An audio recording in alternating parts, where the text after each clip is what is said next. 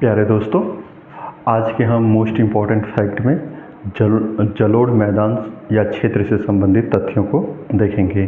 प्यारे साथियों, जलोढ़ मैदान वह मैदान होता है जो नदियों द्वारा लाए गए अवसादों से निर्मित होता है। तो नदियों द्वारा लाए गए अवसादों से निर्मित मैदान को हम क्या बोलते हैं? जलोढ़ मैदान। प्यारे साथियों, जलोढ़ मैदान दो टाइप के होते हैं।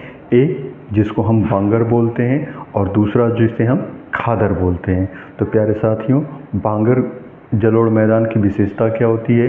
तो जो जलोढ़ मैदान में बांगर मैदान होता है वो पुराने जलोढ़ से निर्मित होता है, उसकी पहली विशेषता होती है। दूसरी जो बांगर मैदान की विशेषता होती है वह बाढ़ के मैदान से दूर स्थित होता है।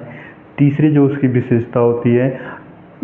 उसकी विशेषता है कि जो उत्तर का मैदान का विशाल भाग है, जो भारत के उत्तरी विशाल मैदान है, उसका एक बड़ा सा हिस्सा जो है वो बांगर मैदान के अंतर्गत आता है।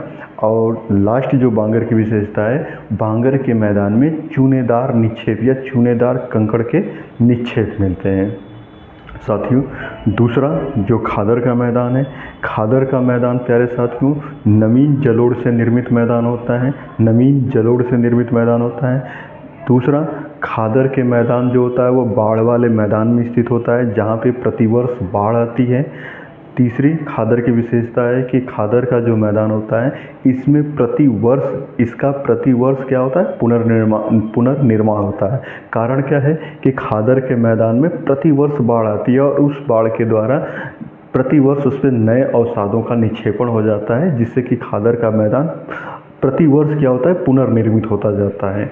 और चौथी विशेषता है खादर की कि खादर का मैदान जो होता है वो अत्यधिक उपजाऊ होता है, मतलब कि इसका उपजाऊपन या इसकी उत्पादकता क्या होती है? बहुत अधिक होती है। तो प्यारे साथियों, ये था हमारा जलोढ़ का मैदान। इसी के साथ प्यारे साथियों, धन्यवाद।